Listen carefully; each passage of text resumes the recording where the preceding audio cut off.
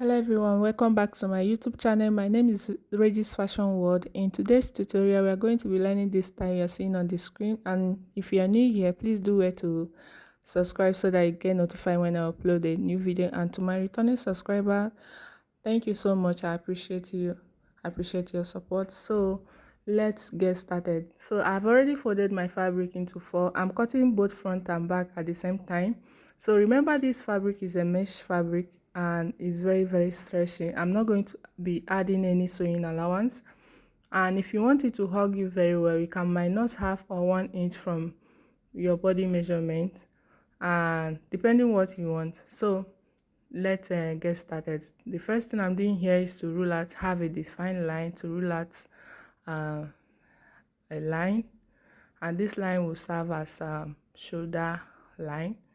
Okay, so and from that line we are going to be taking our measurement directly from that line. So the first measurement is my chest line, and how to get your chest line: you divide your bust by 6 plus 1.5. okay, then after that you measure your shoulder to bust, and my shoulder to bust is 11.5. Then shoulder to under bust 15 inches, shoulder to waistline 20, then shoulder to my hip line 29. Okay, on that shoulder to hip line, on your hip line, just add 9 inches. This 9 inches will be for that ruffle. Is it ruffle they call it? I don't know. It will be for that ruffle, that gather at that waist, between the waist and the hip line. So this 9 inches is going to form that. Okay, then after that I'll mark out the lines. You can as well do it 8 inches. Okay, but for a taller person, 9 inches should be okay. All right, after marking the line out, let's start taking our body circumference measurement. That is our bust divided by 4, and mark it on the chest line and on the bust line. So let's mark out our neckline. I'm using 3 inches for the neck width. Then the neck depth for front neck depth, I'm using 2.5 because it's a turtleneck line. Then the back neck depth, I use 1 inch. Okay, so after that I'll use my curve ruler to connect it. After connecting it, the next measurement is my shoulder measurement. My shoulder divided by 2. My shoulder is 17 divided by 2, that's 8.5. Then I'll mark it, and also on the chest line I'll mark 8.5. The reason for this is for me to get a straight line to form my armhole curve. Just watch what I'm doing. It's a very easy task. Okay, it's beginner friendly. Then you connect it like this with your straight ruler. Just put your eye down, you get what I'm doing. It's step by step tutorial. So after that, you mark your shoulder slant, which is 1 inch. From the shoulder line, you just come down by 1 inch and mark it. We'll connect that back to our neck width, like you see me doing. You connect it this way. Then on that shoulder slant, that 1 inch, you just measure what you have in between there, from the shoulder slant to your chest line. What I have there is 8 inches. I'll divide it by 2, that's 4 inches. Then I mark it. After marking it like this, I will now go in exactly on that 4 inches. I will go in by half an inch. This one is for front pattern, while for the back pattern you're not going to go in by any half an inch. You just use your curve rule and connect it. Just watch what I'm doing. So I will now bring in my curve ruler to connect it. You can as well do this with your free hand. It's not difficult, it's very easy to do. Okay, you connect it like this. I've curved out the armhole curve, and the next step is to take my round under bust measurement divided by 4. Remember, no sewing allowance. Then on my waist, waist divided by 4, waist is 38 divided by 4, 9.5. Then my hip divided by 4, hip 51 divided by 4, I think 12.5. I'll mark it. Then on this 9 inches line here, so whatever you have on your hip, I have 12.5 there, then I'll minus 1.5 from it and mark it on this 9 inches line here. I hope you understand what I mean. Whatever you have on your hip line, minus 1.5 from it and mark it on this 9 inches line. And you also take that measurement straight down to the length of your gown. Okay, just watch what I'm doing. I'm going to increase take that measurement down to the length of my gown. So I have 12.5 there, you can see. Then I will minus 1.5 from it. I will have 11 inches. So I will mark 11 inches here. Then on the I later corrected it. I find out that it's 11.5, so I corrected it to 11 inches. So on the hemline, which is my gown length, I will also mark the 11 inches there and connect the line straight like this. Okay, so this will give you more fitting. You can as well mark 2 inches. So the next step is to cut. We'll first of all cut out the back pattern before the front. So I've finished cutting out the back pattern, so I will separate the back from the front and now cut out the front neckline and the armhole. Remember, while cutting the shoulder line, I added half an inch there. Okay, that's the only place I added half an inch, but the rest I didn't add any sewing allowance. Okay, so I'm folding the front pattern back to cut out the neckline and also put the slit there at the center front and the armhole curve. Okay, this is very simple to make. Just listen to what I'm saying and also watch what I'm doing. You get it. So I finished cutting everything for the bodice. So let's work on the sleeve. So on the sleeve, I folded my fabric into 2. Then from the top line, I am measuring 4.5. This 4.5 is for my bicep line. You can as well use 5 inches depending how deep you want it, but this 4.5 can serve for any is very good. I can serve. I don't know how to put the grammar beg.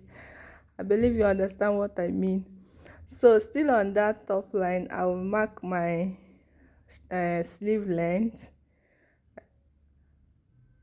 and connect the line. So my sleeve length is 29 inches. I want it to be very long. So after marking the sleeve length, so on the top line there, I will go in by 4 inches. Still on the bicep line, I will also go in by 4 inches. The reason I'm doing it like this so that you will understand what I mean, especially for the beginners. So this thing is like the way we get our armhole curve. So you just divide whatever you have on that 4 inches line that we connected earlier. So what I have there is 4.5 divided by 2. I have 2.25. So I'll connect from the top line to that 2.25. So you see how I placed that ruler. Then I will now measure my bicep line. That's my sleeve, round sleeve measurement divided by 2. I will mark it there and now use my ruler and connect from that point to this. I don't know if you understand it though. but if you not, just watch again. You can back forward and watch again. So still on the top line, what I measured there was my shoulder to my what they call it, elbow. That's my elbow length. Remember, it's a long sleeve, so we have to take the measurement there so that it will not be tight on us. It will not be tight on me or on us. Then on the wrist line, you divide your wrist by 2 and connect it. Then on the elbow line, you also measure your round elbow and divide it by 2 and just connect the line like this and connect it back to your round sleeve line or your bicep circumference. So after connecting it, sorry, I don't know that the video, the remaining part, I deleted it, I don't know. So let's work on the collar. So this is our collar. I've already folded it into 2, and the paper here is called what do they call this thing? It's called collar gum. So I'm using collar gum for the collar band. So I folded it into 2, and my round neck is 18 inches. 18 divided by 2 is 9. So I'm marking out 9. After marking it, I'll connect it like this. After connecting it like this, I will now divide that 9 by 2. 9 divided by 2 is 4.5. So I'll place my tape from the center back. That place that I placed my tape from is going to be my center back, while this other side will be my center front, because the center front has a slit. Okay, so the band is not going to be closed. So on the center front line, I will come down by half an inch and connect it to the middle of the collar that we divided earlier. Just watch what I'm doing. Okay, you connect it like this. So let's take our collar height. So I'm going to be using 2 inches because I want it to be very high. You can use 1.5, 1 inch depending on what you want. So I'm using 2 inches like this. You mark 2 inches. You mark it.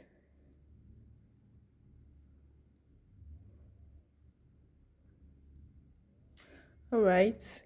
So after marking it like this, what you just need to do next is to connect it with your ruler.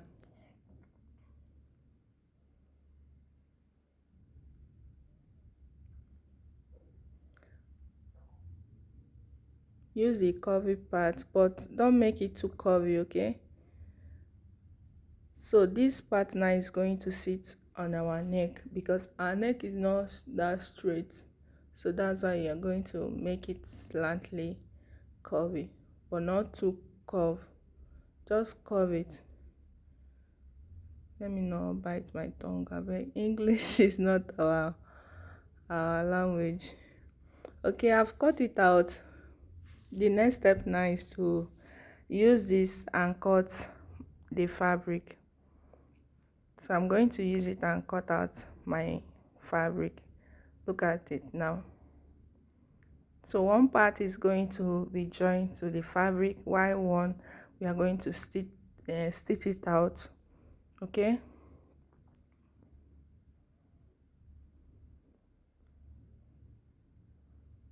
So I'm cutting it on the fabric. Remember to add sewing allowance. So I finished cutting it. I'm notching the center back so that I will just place it directly on the center back of the bodice.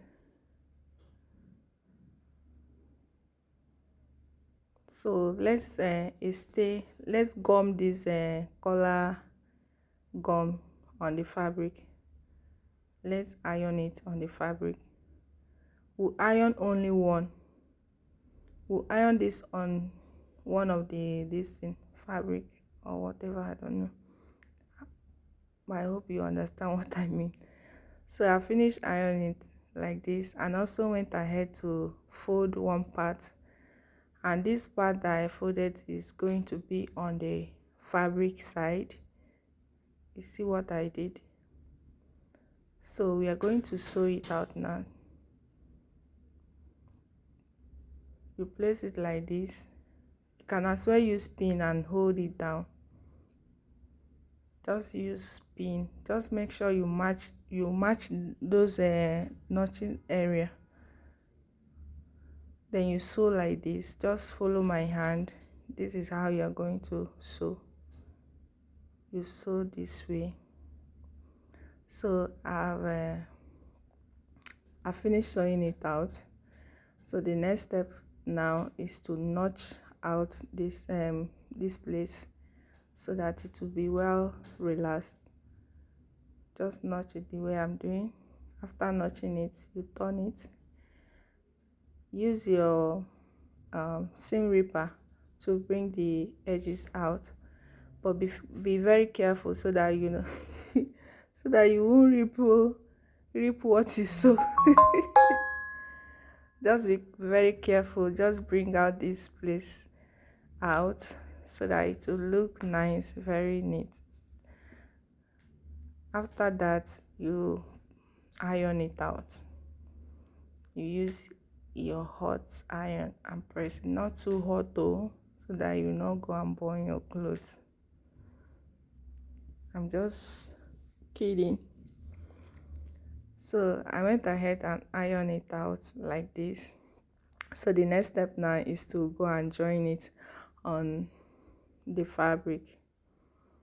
So let's go and join it, and also join the sleeve, join everything. So guys, this is the end of everything. Thank you guys for watching.